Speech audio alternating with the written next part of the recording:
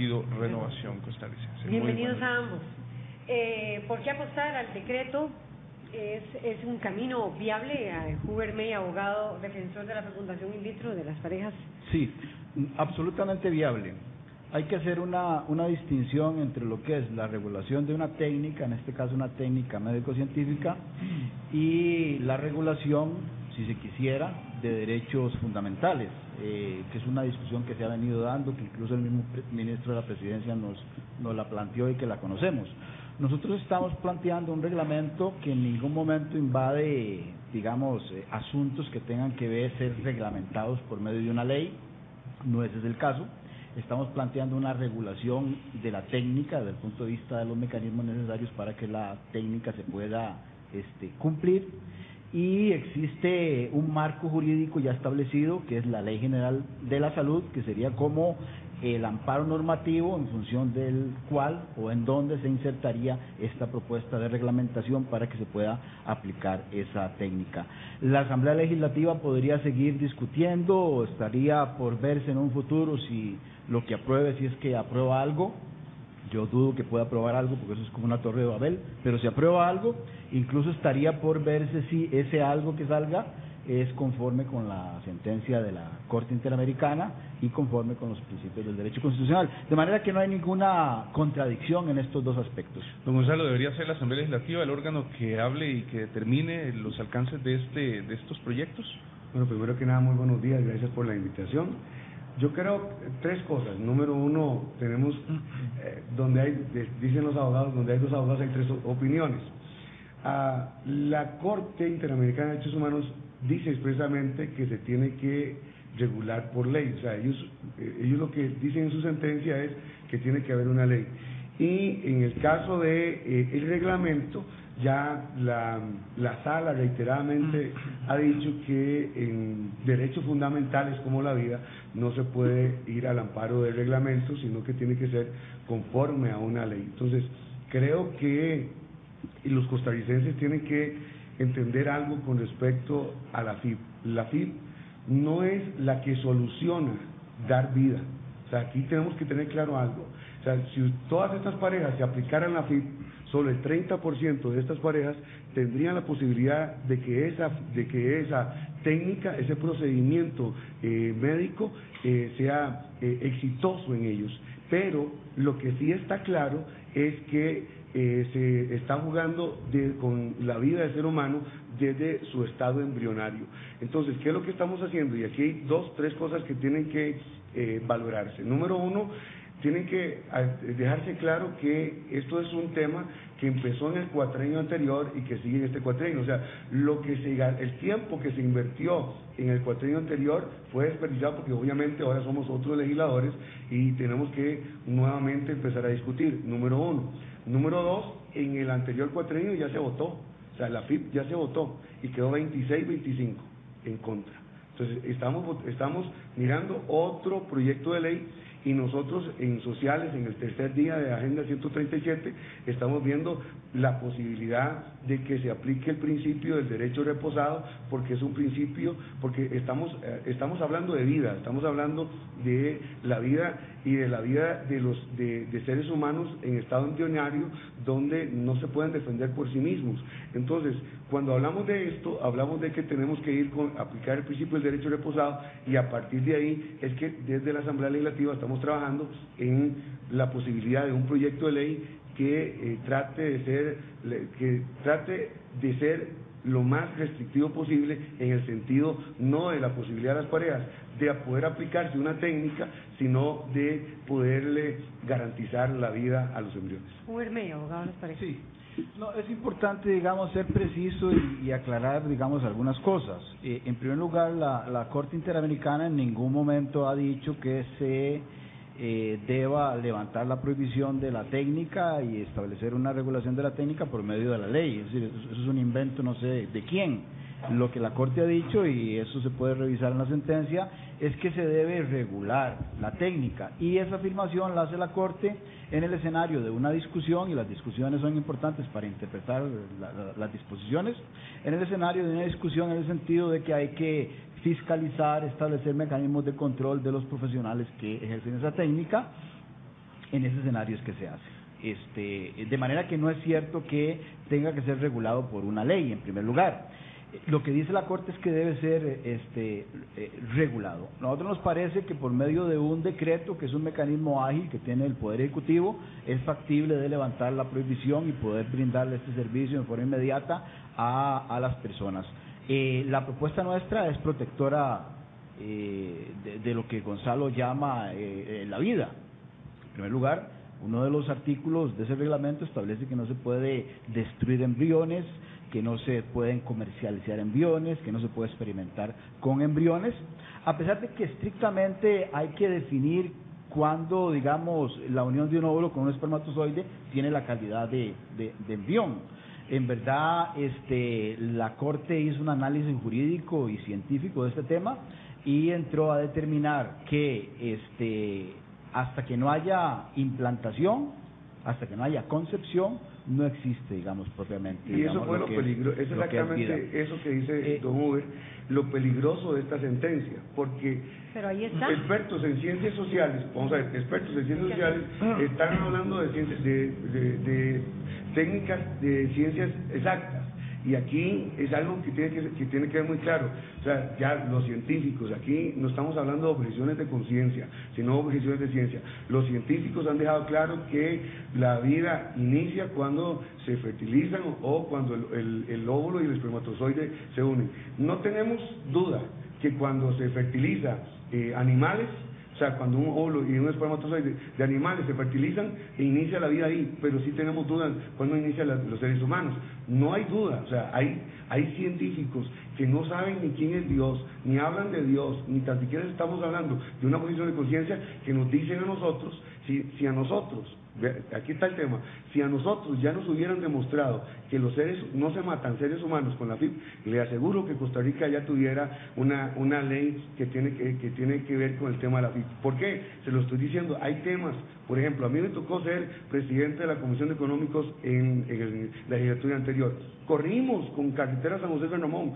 Hay temas que en Costa Rica en los cuales tenemos que correr, como infraestructura, en muchos otros, pero en temas de la vida, en los temas de la vida no podemos correr, tenemos que aplicar un principio que se llama el derecho reposado. Yo estoy de acuerdo con lo que dice don Hubermeier, que la sentencia no lo dice expresamente, pero cuando nosotros vamos a lo que reiteradamente ha dicho la sala, porque si no ya lo hubieran aplicado en el cuatrienio anterior, cuando Fishman decía una y otra vez que no se ocupaba una ley, que nada más se ocupaba que lo regulara la caja, pero ¿por qué no lo hicieron ya? Porque ya se pasó por esta etapa y se agotó el tema de que es un derecho fundamental y es un derecho de la vida que no puede liberarse por medio de un reglamento, sino que tiene que ser por medio de ley. Sí, lo que don Gonzalo nos está diciendo en el fondo es que prácticamente todo el mundo civilizado, todos los países, Francia, España, Estados Unidos, todos los países civilizados tienen y atentan contra la vida. Nosotros sabemos que Costa Rica es partícipe de un ordenamiento jurídico muy común con el resto de países del orbe y de la civilización occidental. Lo que don Gonzalo nos dice es que en todos esos países se atenta contra la vida y se destruye la vida, porque en todos esos países hay normas que autorizan la técnica de la fertilización in vitro y todos tienen un principio constitucional y han firmado tratados internacionales en el sentido de que la vida es un bien jurídico fundamental. Lo que pasa es que la vida es un asunto que hay que definirlo, hay que precisarlo, y el derecho se encarga de definirlo, para efectos penales, por ejemplo, con motivo del aborto. El aborto no es igual que un homicidio, ¿verdad? Hay una protección y hay una reglamentación específica. Y el tema del inicio de la vida, efectivamente, hay que definirlo desde el punto de vista jurídico y desde el punto de vista científico. Eso fue lo que hizo la Corte Interamericana de Derechos Humanos, interpretar el artículo de la Convención Interamericana que hace referencia a la vida e interpretar el inicio de la vida en términos jurídicos y en términos científicos. Y sí, por supuesto que la Corte se orientó, digamos, por un punto de vista que sostienen científicos, que es que no es posible el desarrollo de la vida, la existencia de la vida al margen del útero, al margen de la concepción, al margen de la mujer. Incluso la naturaleza tiene diseñado un mecanismo propio, es un asunto de la naturaleza que se llama apoptosis, en donde mucho de las uniones de un óvulo con un espermatozoide vienen programados genéticamente para autodestruirse, porque de otra manera simple y sencillamente podrían evolucionar a algo que no es un ser humano, una mola, etcétera. De manera que el punto de la vida no es tan sencillo como decir nosotros tenemos un criterio de lo que es la vida. Es decir, una cosa es el criterio religioso, que cada quien puede ser partícipe de un concepto de vida, en fin, y podríamos hasta pensar que son extraterrestres los que crearon la vida y que son los que... Aquí el punto principal es que quien tiene que decir si Costa Rica cumple o no con la sentencia de la Corte Interamericana y si la reglamentación satisface este pronunciamiento de la Corte, es la misma Corte. No es ni el Poder Legislativo, ni la Sala Constitucional, ni la Asamblea, ni el Poder Ejecutivo, sino que es la misma Corte. Yo creo que ese es el tema que no nos hemos puesto de acuerdo y hay algo que nosotros hemos dicho una y otra vez. Don Huber, nosotros no estamos hablando de religión, ni de creencias, ni las objeciones, nosotros son de conciencia, sino de ciencia. Entonces, cuando estamos hablando de objeciones de conciencia, usted puede desvirtuarme a mí por lo que yo creo, pero cuando yo estoy hablando de objeciones de ciencia, yo creo que hay científicos que han dicho una y otra vez, reiteradas veces, que el embrión es un ser humano y usted y yo, antes de ser adultos, jóvenes y niños, fuimos embriones. Y eso es lo que estamos defendiendo el derecho de esos embriones que tienen vida y que a la hora de aplicar la FIP y que a la hora de aplicar un procedimiento, no un tratamiento curativo, porque si usted me dice, bueno, estas 100 parejas que yo tengo, que yo soy patrocinador de ellos, cuando se aplique la FIP todos van a tener hijos, pero tampoco es así, no es cierto que tengan hijos. La técnica, además, aquí hay otra cosa que es muy importante, la técnica es muy cara. Y nosotros le preguntamos a la presidenta de la Caja, la doctora Sáenz, si tenía la Caja presupuesto para que se aplicara la FIP, y no hay presupuesto, expresamente lo digo, no tenemos presupuesto ni hemos hecho reserva del presupuesto para que se aplique la ley o para que se aplique la FIP en Costa Rica por medio de la Caja. Entonces, hay algunas cosas que todavía en Costa Rica se tienen que viabilizar y se tienen que ver, y estamos construyendo. Aquí entiéndase algo, estamos construyendo y nuestra intención es construir, por supuesto, desde el principio de defender la vida. ¿Para qué? Para que no se presten a los dientes de alquiler, para que no se preste al banco de embrionario, a vender embriones, a este tipo de cosas que también se da en muchos otros países. Y yo podría decirle a usted, bueno, en muchos otros países sí tienen ejército y nosotros no tenemos ejército. ¿Eso nos hace más o nos hace menos? No, yo creo que nosotros somos un país particular que tenemos que cumplir con algunos requerimientos y con algunos principios, y uno de los principios fundamentales de nuestra Constitución política es defender la vida. Sí, la particularidad de Costa Rica es el respeto a la ley y el respeto a las decisiones de los jueces, y esa particularidad esencial, característica de costarricense, no se está cumpliendo en este sentido. Yo tal vez quisiera hacer una aclaración. Yo no comparto lo que don Gonzalo dice y su visión sobre este tema de la vida y del inicio de la vida, ni desde el punto de vista científico ni desde el punto de vista jurídico, pero debo decir lo siguiente: nosotros hemos hecho un proceso de acercamiento y un proceso de flexibilidad para tener en cuenta otros criterios en esta propuesta. Nosotros nos reunimos con la Iglesia Católica, don Ángel Casimiro hizo expresiones favorables en relación con el drama humana que viven estas parejas, y en esta propuesta de reglamentación nosotros estamos, aunque podamos tener diferencias de concepto, estamos incluyendo una protección absoluta al embrión, que eso es una preocupación de otros sectores que la estamos incorporando. Bueno, en el tema de la vida intrauterina que estábamos hablando ahorita y lo que explicaba don Gonzalo, pero en el tema de la extrauterina, ¿qué contendrá este reglamento? Por ejemplo, el caso que conocimos hace unos días de la muchacha que tuvo 6